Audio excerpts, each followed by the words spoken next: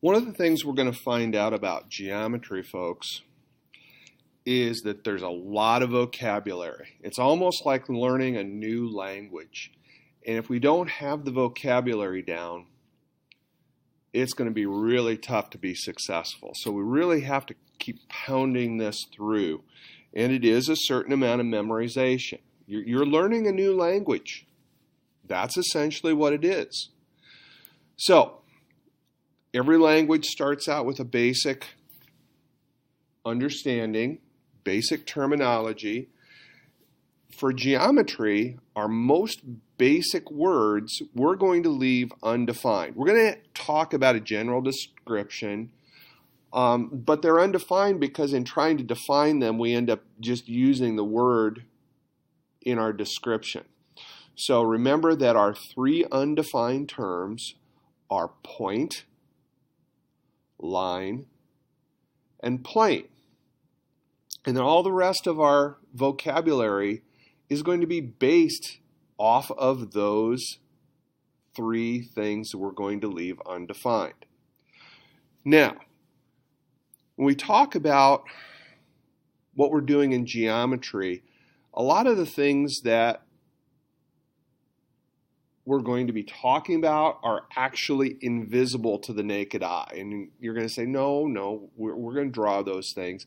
Those things that we draw are actually models. They're not really the things we're going to draw. We're going to use them interchangeably. Now here's what we're talking about. If I am modeling a point,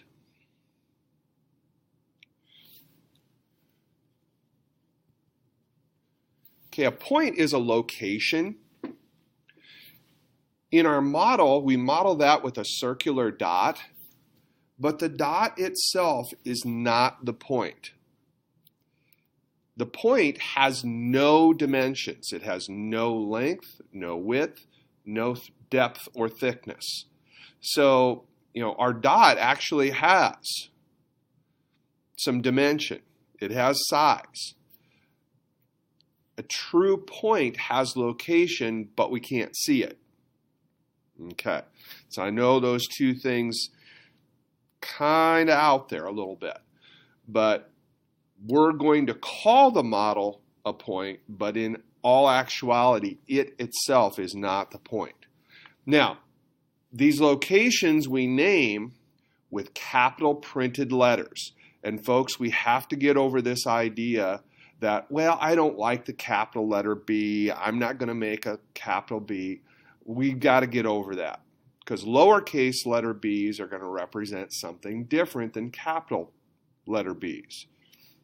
And it's printed because script or cursive represents something else. So here's another part of our vocabulary. It's kind of like a spelling lesson almost, that if we don't do this correctly, we're not intending the meaning that we're supposed to. So for example, that would be point P. It's a model. The actual point P we couldn't see. Now, when we talk about line,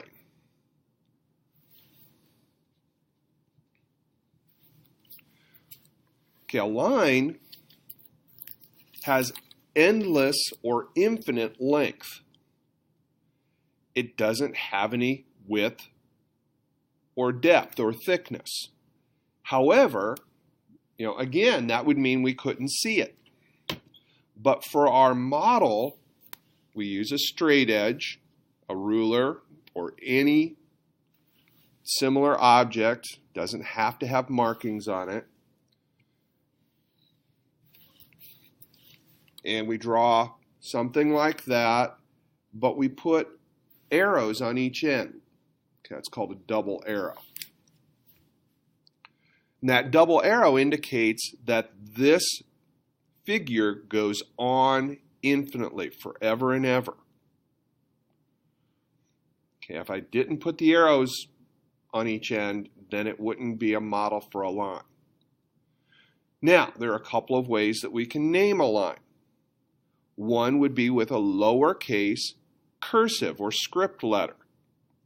So, for example, this is a line, I could say this is line L. Okay, if you don't like cursive or script, you're going to have to get over that. You're going to have to name them that way. An alternative is to name the line with two of the points that are on the line. So for example, I might have a point A, I might have a point B, I might have a point R. Notice the models for the points on the line. So a way of naming this, okay, I could say cursive letter L for line, but that's the same as line AB. Notice the little model of a line above the two letters. Now I could switch the two letters. It could be line BA, it's the same line. Okay, I could have also have said this is line RB. Those two names are naming the same line. Actually, those three names. We could have line AR. That would be another name, or line RA. The order of the letters is not important. It doesn't have to go left to right. Now, our third undefined term is plain. Now, plain is a flat surface, It has no thickness, but it has endless length and width, or infinite length and width. Most of the time, we model a plane with a four-sided figure that we might shade lightly to make it stand out. Some of you might recognize the shape of the four-sided figure as being something we would call a parallelogram. Technically, we don't have that name yet.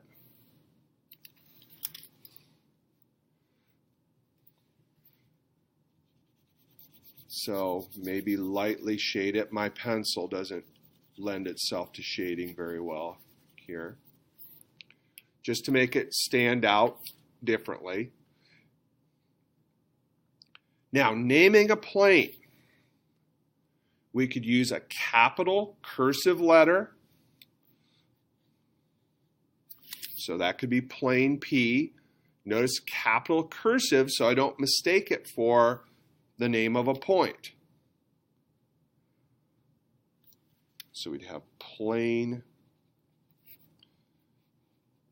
P. Now another way of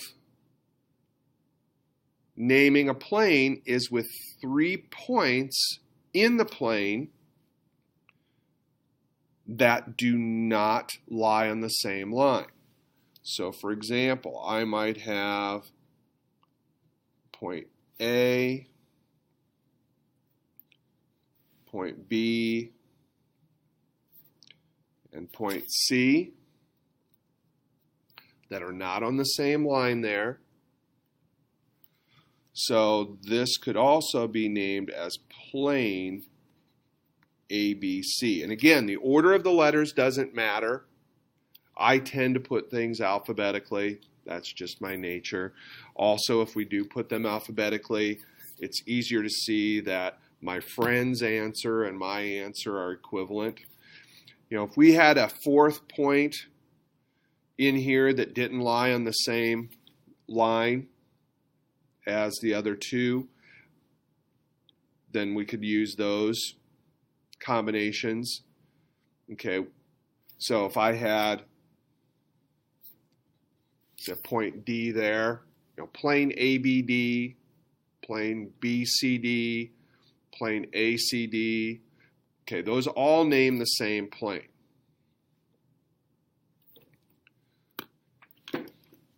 Now, when we go to definitions,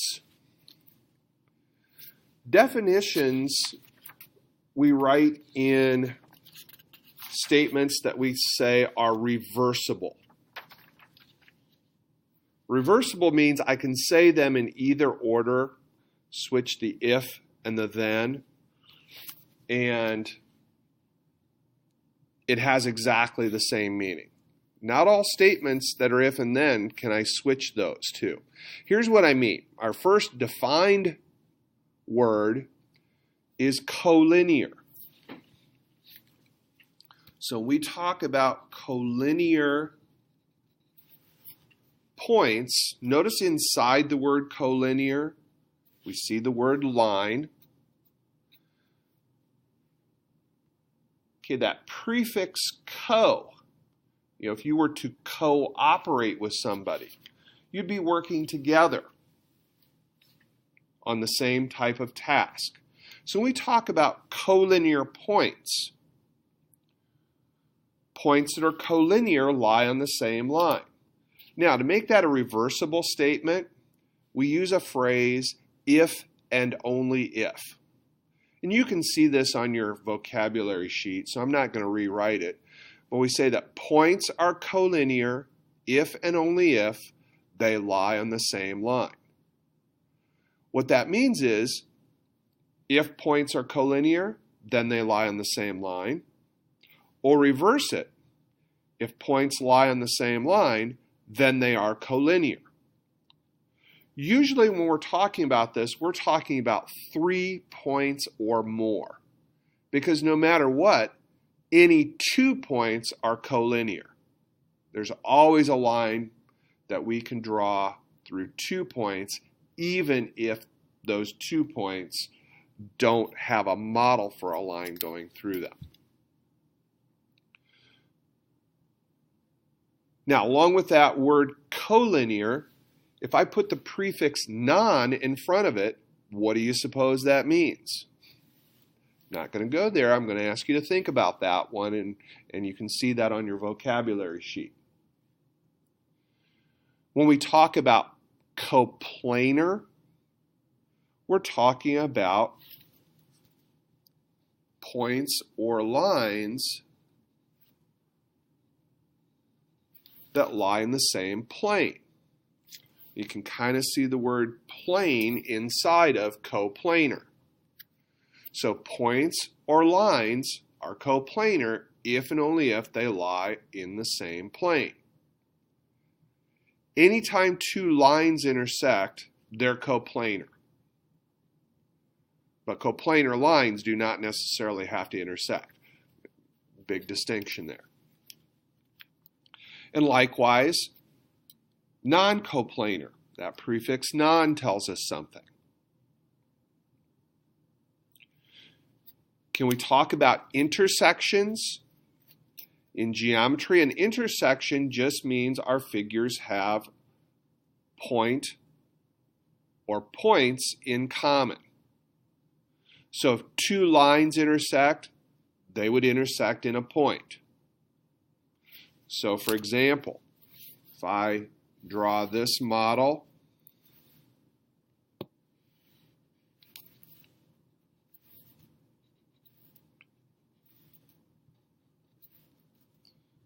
I have line L and line M. Notice the lowercase cursive letters.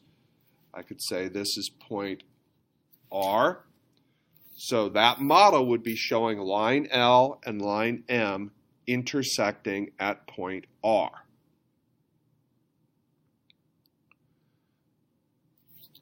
And finally, space. Okay, if a point is in space, we say it's in the set of all points. Okay, all points are in a 3-dimensional boundary that goes forever. So that word boundary probably should say boundless. Okay, space is one of those that's kind of on the borderline of undefined. So we just have to say set of all possible points, because otherwise we kind of tend to say space is the set of all points that are in space. Ooh, kind of ugly there. So that ends our first video. Kind of long, but a lot of stuff to take in. I think from that, you can fill in the columns for your words, picture, notation. All right.